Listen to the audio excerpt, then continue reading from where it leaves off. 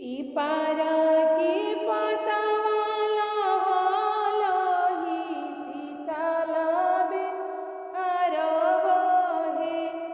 पिपारा के पतवाला लही शीतल बेअर बहे। तड़ी तर खड़ा भइली सुंदरी बेटी नयना से लोर धरे। तही तर खड़ा भइली दुलारी बेटी नयना से लोर धरे। के करा से रुआबू पैर धरी के करा अकबरी धरी। के करा से रुआबू पैर धरी के करा अकबर धरी।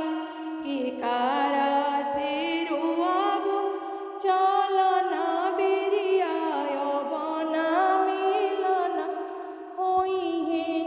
के करा से रुआबू मिलन बिरियाय बन मिलन होइहे। पापा से रुआबू पैर धरी ममिया कबरी धरी।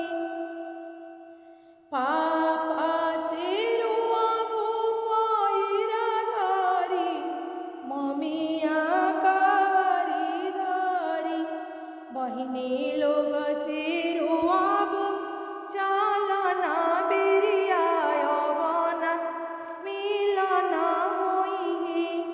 दीदी लोग से रुआबू चलन बिरियाय बन मिलन होइहे।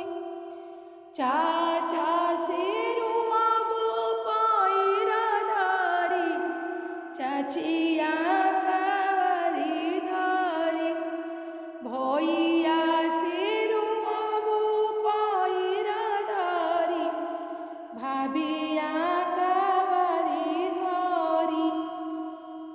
सखी लोग से रुइबू चलन बिरिया बन मिलन होइहे।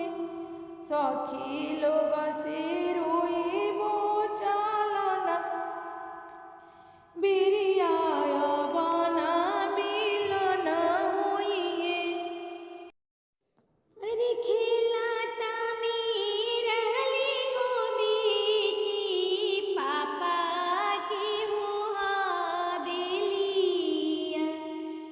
अरे आचाकी में आई हो गईले डोलिया हो कहारवा। अरे खिलाता में रहली हो बेटी पापा के हो हवेलिया। अरे आचाकी में आई हो गईले डोलिया हो कहारवा। अरे कौन नीरा मोहिया पापा जी दीना वाहु सोचवाले। अरे कौन नीरा मोहिया पापा जी डोलिया हो पनवाले।